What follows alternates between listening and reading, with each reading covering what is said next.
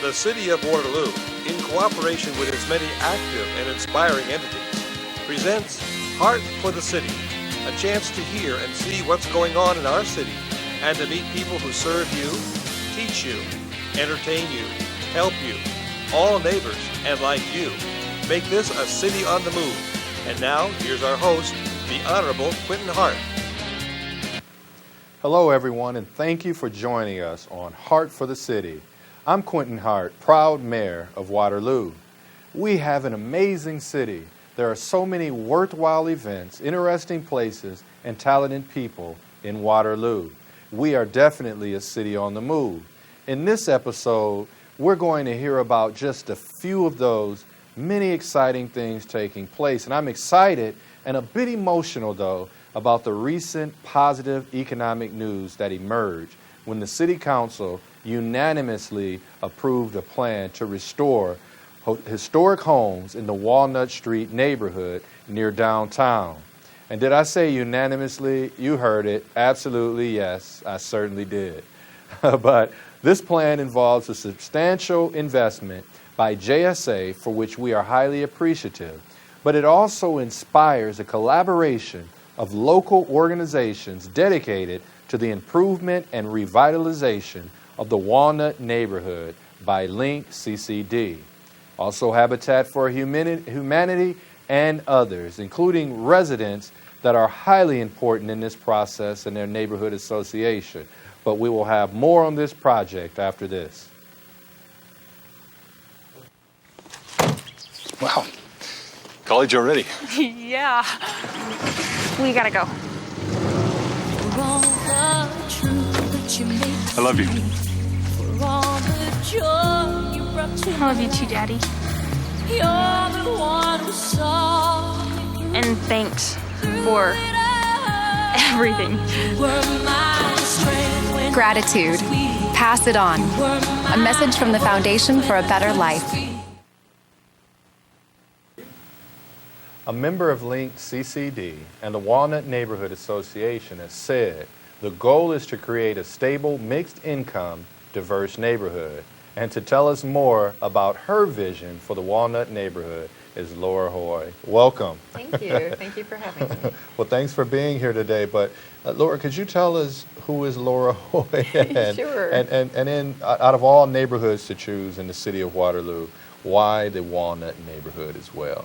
Right. Well, actually, it's really been a lot about a faith and calling journey for me. I grew up in Waterloo, and I actually went to First Presbyterian Church, which is on the corner of the Walnut neighborhood. So I grew up going there, growing a heart for service in our community, and I even worked there as a children's and youth director in the 90s when our pastor, Kathy Young, was working with neighbors like Willie Mae Wright and Nat Swan to really get the Walnut Neighborhood Association started and to start looking into some of the housing issues then. And I just kept being brought back to the neighborhood. After I left that church, I started to work at a different church in the community, and I came back and worked with House of Hope on their board, and then I met Judy and George Marshall and Chastity Martin. Yeah. We became really good friends. Blessing to the area. Oh my goodness. And so we actually started working together in Christian community development, learning a lot through a CCD organization called CCDA.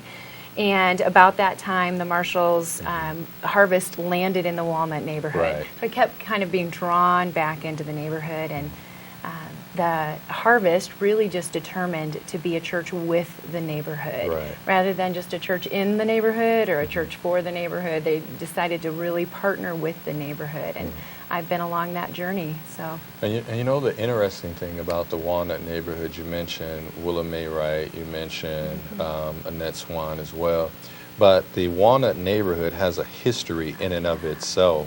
Do you know a little bit about that history? Just a little, not a lot. There are some people who know a lot more than I do. I know that there are even some books out there. David Deeds actually the other day brought a book in that had a whole chapter on the Pine Street Hospital over on Pine Street. So yeah, there's a rich heritage. I know I remember seeing the Bickley Mansion when it existed. So I need to learn more. Well, but you know, the good thing about that, because when we talk about the overall project, which I'll ask you about in a little while, you're not just tearing down, you're also preserving, you're also resurrecting, opportunities in the community as well as houses. And all of that has a particular story, because when we look at neighborhoods, we go back in our minds growing up in Waterloo. I grew up on Beach Street, and so-and-so lived down the street. The African Palace was there. And those stories about the neighborhoods are sometimes lost in translation as neighborhoods change and different people move in. But Walnut is one that we're going to ensure that the story is told. But when we talk about revitalization for that area, what does that encompass, or what are we talking about with this particular project? Right. Well, like you said, it's more than housing and structures, but that is a part of it. Right. Because right. if you honestly don't have a stable neighborhood with people owning homes or houses being preserved, then everything gets torn down. Yeah. So housing is definitely a part of it. We really believe in a mixed income strategy. There are friends of mine that are living in urban centers around the country, and they're seeing a lot of gentrification happening, which really brings economic renewal back into a community, but a lot of times it just pushes segregation around in the community, and so a lot of the disparities continue to exist, except they just exist in new forms. And so we really don't want to displace people. We really want to learn to live differently and to live together. And so that's what's exciting about JSA coming in and preserving, but then also Habitat working with us for some affordable decent housing. So housing is definitely a part of it. We'd love to see more home ownership. That stabilizes a neighborhood. But it's more than that. We had some listening meetings in August in the neighborhood, and then we had 62 people come together, and they started speaking about what the dreams were for the neighborhood. They started to talk about what do we already have, what exists already, and what are the assets. And everyone talked about how we really desire to be a neighborhood where neighbors know one another, where we care and share together. And so it's about the social fabric and the community, as well as the physical structures. Things like jobs and youth development all fit into that, spiritual development with our churches. It's really holistic. And also, you mentioned JSA, you mentioned faith-based, you also mentioned but there's other partners. Habitat. But there's also other partners. The Neighborhood Association, I believe, They've been super supportive. They've been a part of this from the beginning. Actually, years ago, I just feel like it's a continuation of years of work and people who've gone before us, for sure. And you've always had a pretty decent neighborhood association. I remember being on city council 10 years ago, coming to some of the meetings, hearing about the passion of the neighborhood, talking about what needs to change, what can we improve. And so that's good, because you also mentioned, I thought you mentioned home ownership. You have Habitat partnering with this project. They have the touch-up portion of what they do. They can help homeowners help their houses look better, but they also help build homes and put people in homes, which are important as well. There's some other commercial. I think one advantage that the Walnut neighborhood has, you have two streets that are probably, thousands travel on those streets per day. East 4th Street and Franklin Street. and Highway 63. Oh, and Highway 63. So definitely some advantages. Speller's True Value. Absolutely wonderful. The neighbors have been asking for a hardware store and a grocery store for years, right? And so we're thrilled to have Spellers in the neighborhood. So you're also part of not just the Neighborhood Association, but the CCD. Right. Can you tell us a little bit about that as well? Sure. Yeah, Link CCD is a nonprofit in the neighborhood that really birthed out of a partnership between Harvest Vineyard Church, Orchard Hill Church, and the Neighborhood Association. We started to work with youth in a program called Youth Art Team and in a tri-pi social enterprise for teens. And so we needed a nonprofit to really write grants and kind of move through a 501c3 entity. So that's kind of how Link sprung up. Plus, we just really felt like we needed a hub for all of these partnerships that were starting to happen. So, and this is such a great model to be able to use. You have business, you have the city, you have the neighbors, you have the faith base all coming together. I think this is going to be a model that we can use to transform other parts of our community as well. But I have one last question, about 40 seconds left. And it says, you have said, and I quote, "I've been learning that it's really about God developing Christian community as in relationships. He uses the collective gifts and passions of his people in powerful ways to transform people and places." Can you tell me, is this what you're seeing within this neighborhood and city? Absolutely. It's really been, relationships have been the driving power for years. All of this has been being paved for years, and we've been praying through that neighborhood and growing relationships. We know that economic power is needed, but it hasn't been the driver in this. It's really been about community that's happening, and optimism, and people bringing their gifts to it. All right. Awesome. Well, thank you, Laura. It's so nice to hear from you in person, to hear your vision, excitement, and dedication to the Walnut neighborhood. So I hope we can have you back in the future to catch up on accomplishments as a result of all of the entities working together. These activities will benefit not only the Walnut area, but the entire city as well. So thanks again. Thank you. An agri-industrial product and business development center is in the process of marketing and renovating some laboratory and office space in the Tech 1 building, and special work is going on in the Tech 2 building. What is this all about? Stay with us for all the answers after this. Traveling to Waterloo is easy. Waterloo Regional Airport, served by American Airlines, offers daily service to Chicago O'Hare with connections to over 700 destinations worldwide. At Waterloo Regional Airport, you'll find friendly ticket agents and helpful personnel so you can fly through security. And with close-in vehicle parking at only $5 per day, Waterloo should be your airport of choice. Waterloo Regional Airport and American Airlines, your partners in air service from the Cedar Valley.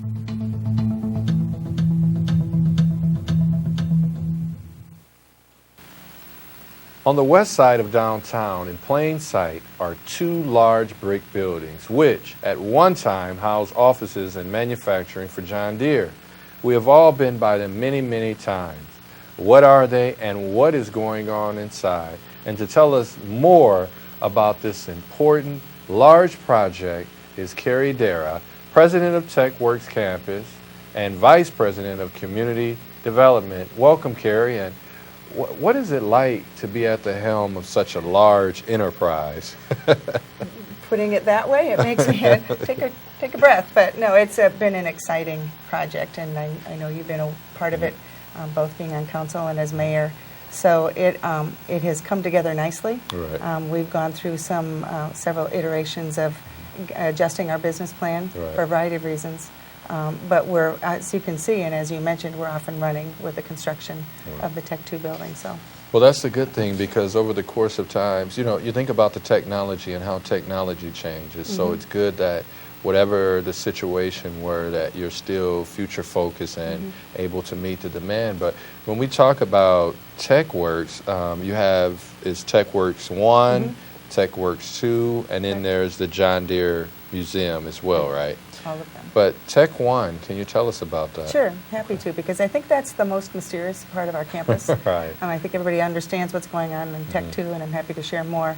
But Tech 1 is our facility that where we combine technology, innovation, and education. Okay. So, as you mentioned, the technology is always changing. Yep. And in our area, and specifically in the Midwest and Iowa, manufacturing is still the height of our industry. Right. So technology and changes and processes and innovation in manufacturing is exactly what we address in the Tech 1 building. Okay. So our current tenant on the first floor is the University of Northern Iowa Metal Casting Center in their additive manufacturing piece. So you may remember about 3 years ago, we purchased the largest 3D printer in North America and placed it at that time on the third floor. We've since then moved them all to the first floor in a more friendly environment for the processes that they want to work on.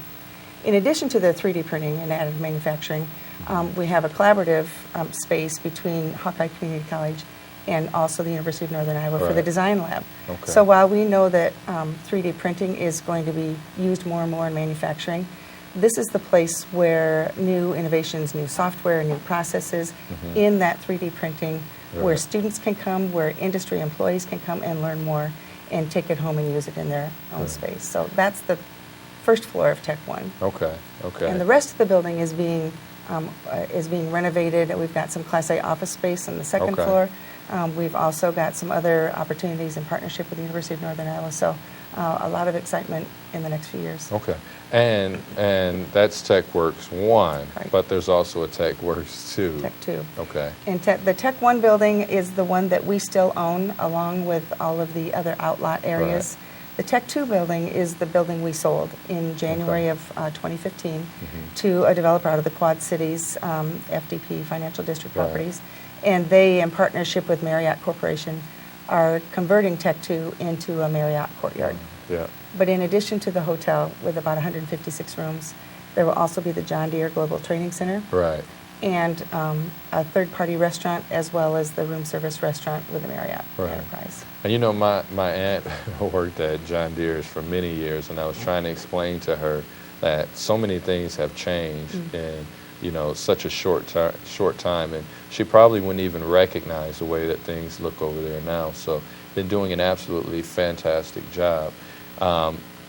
But when we talk about Tech 1, you know, innovation, you know, all of those things, what are some of the types of businesses that you're kind of looking for to go in there? Very good.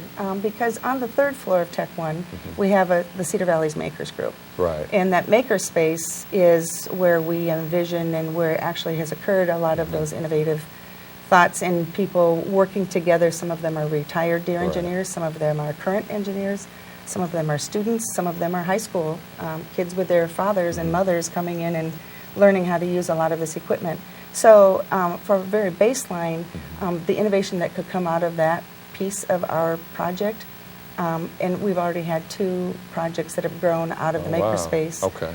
One of them actually grew first from the co-working space in Cedar Falls, then came to the makerspace, and then is growing a little farther along in there. So to answer your question, we're looking to support whatever might grow from that community, that makerspace Right. community, Okay. and those collaborative efforts. Okay. And right now, I mentioned the John Deere Tractor Museum, which is one of 2 or 3 in the entire world, I believe. Interesting, because Deere does not have a lot of museums, and you'd think that they would. They have Right. one in Germany. They have the pavilion in the Quad Cities. That's not a museum. That really is their kind of their showcase for their current product. So this is the only tractor and engine museum Wow. in the Deere Corporation. Wow. And it is Smithsonian quality. If you've not been there, or if the audience has not had a chance to be there, Need to get there. they just announced about 3 weeks ago that they are now freeing up the admission will now be free. Oh, wow. Okay. And they'll be open more hours in the week. They really needed to get up and running, kind of get the kinks out. Right. And they really want to be part of the museum community that's already established in Waterloo with the Grout Museum, the Phelps Youth Pavilion, and all of these, a lot of other museum opportunities that are here. They want to be part of that family. So. Okay. Fantastic. And then the Tech 2 is going to be, is that a green or something? It will be a like that? platinum, LEED certified platinum level. Okay. So they are using all green technologies that they can. Right. The fact that it's a renovated historic building already scores high significantly in the Right. green in the certification process. But that combined, it's on a brownfield site, which is a former site that had to be cleaned up, and which we did.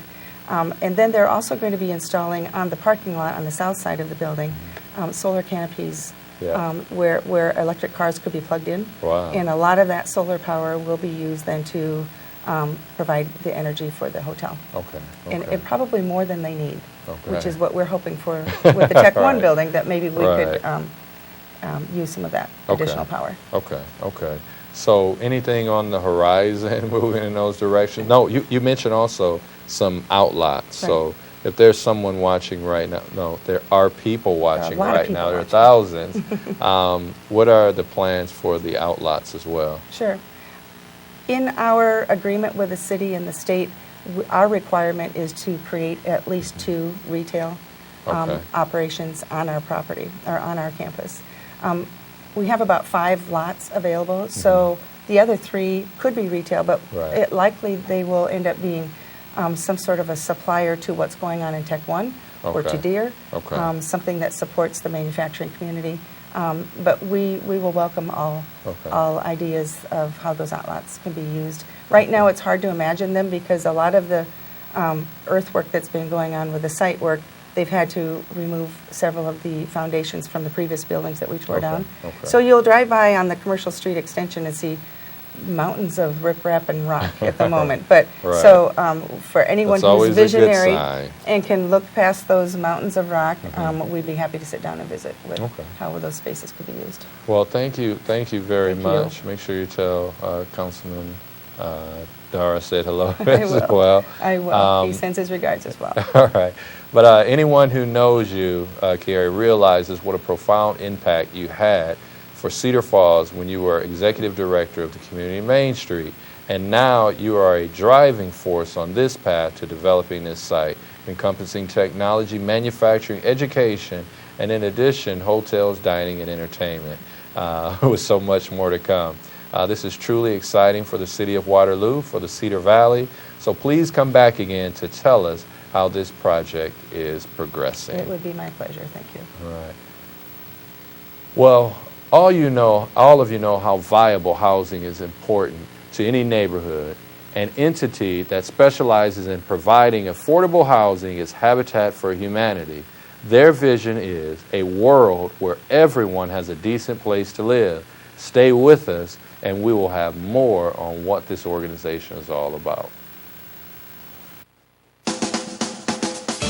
A great college education is all about the connections you make, connecting with classmates with new ideas and with new technology. At Hawkeye Community College, you're more than just a student. You're part of a small community, learning the skills and teamwork you'll need to succeed in your chosen career. You've always dreamed of a better career, a higher salary, and a better life. The connections you make at Hawkeye can bring those dreams into focus. Hawkeye Community College. Connect. Seeking to put God's love into action, Habitat for Humanity brings people together to build homes, communities, and hope. I am pleased to welcome their executive director, Parrish. How are you? Good, thank you. How are you? Well, thanks for being here today. I know your schedule is extremely busy, but so thank you for diving into just a little bit of what Habitat does. But can you tell us about your background, though, Allie, and how you became involved in this Habitat? Sure. Well, I was born and raised in Waterloo. I went to UNI, so I'm a local girl. But I got into advertising actually out of school. I was a writer for an advertising agency locally here, and just loved that. It was a great first experience, but I just always knew that I needed to do something that I was passionate about. And so I got involved as the communications director at the Community Foundation of Northeast Iowa after that.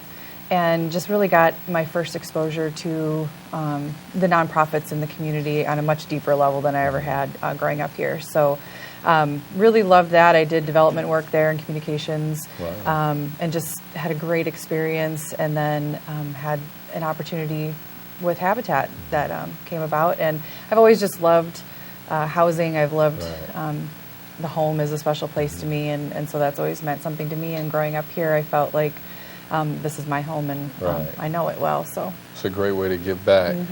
Get paid at the same time. yeah. But you guys do so much for so many people in the community. I remember Rudy and I attended a house opening on Lafayette Street, and such a wonderful thing to see how you bring families together. But in that process, can you tell us a little bit about all that Habitat actually does? Sure, absolutely. I really didn't understand how deep the organization really is when I first got involved. So the process is really quite interesting. Not only do we partner with families to build homes, new construction, but sometimes we rehab an existing home for a new buyer, or we're just going to start later this year doing different types of projects, critical home repairs, where we might actually work with an existing owner-occupant that, for a lot of reasons wouldn't be able to afford to make the needed repairs and things on their home.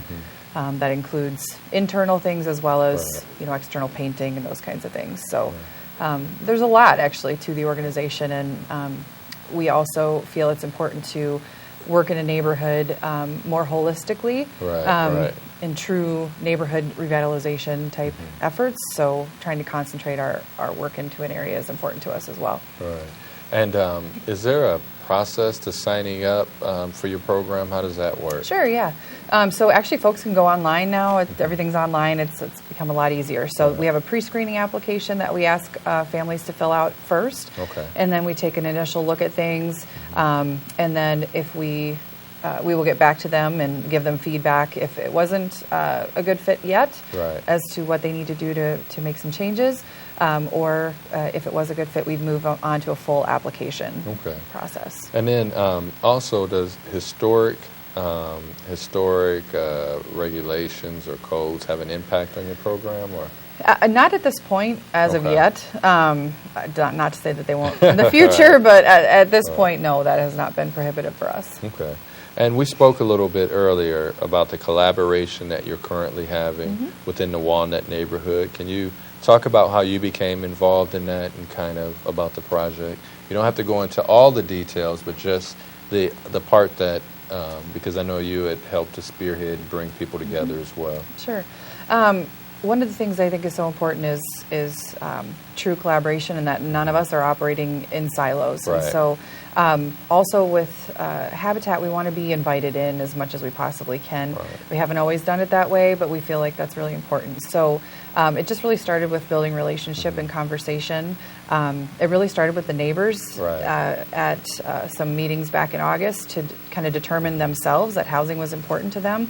And so we felt like we had a place there, we had a role that we could play, and we were being invited in. And so we just feel like, in my opinion, partnerships, we can't do it all alone at Habitat. And so we really need to form those relationships with others to be able to accomplish a greater good. So. And I mean, you do so much. I mean, how does this get paid for? Is there How are we funded? I'm sorry. It's very interesting, actually. We have a very diverse funding base, which is what we want. We certainly get donations from individuals, churches, corporations, get a lot of support there.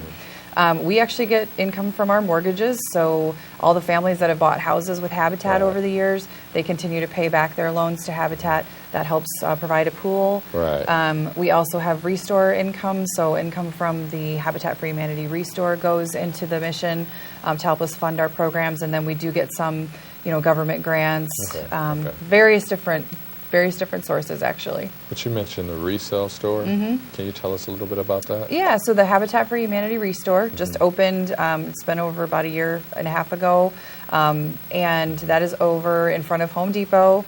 And we take donations of new and gently used building materials, anything for the home, decor, books even, and then we sell them. So all the products that are sold in the store are donated, and then all of the proceeds from the store go back to our local Habitat affiliate to help us fund our mission. Okay. So just a vast, wide array of things that you do, from the restore to the housing portions to, I think, little paint touch-up as well. A little bit. But if one great thing about it, you provide opportunities for volunteer experience. So the person that you're working with that wants a house, they also have to do what? They have to contribute 300 hours of sweat equity is what we call it. So that's helping to build another family's home, helping to build their own home, and now they're also helping to work at the Restore. So they volunteer their time and spend 300 hours is not insignificant. So they spend a lot of time at it as well. So they make sure that it's not just, it's about giving first and foremost, and so that you give that great gift of a home. But it's bringing folks in, because I would assume that even those working can ride past that house one day and say, I had a hand in helping to build this house also. Absolutely. And that's what we hear time and time again from our volunteers, is that's one of the most rewarding things, is that they're building something so tangible and they get to be involved in something that they do go back later on and take a look and say, hey, I put that window in, or I laid that piece of trim or whatever. So yeah, it's pretty cool. Well, we absolutely love working with you. And also, all that you do for Habitat adds up to a responsible and valuable program providing decent, affordable, and sustainable homes. That makes Heartland Habitat for Humanity a significant asset for the Cedar Valley, just like the volunteers who make it work. Thank you once again, Allie, for your leadership, vision, and hard work to accomplish the organization's goals. Please come back again. Thank you for having me. Stay with us, and we will be right back after this.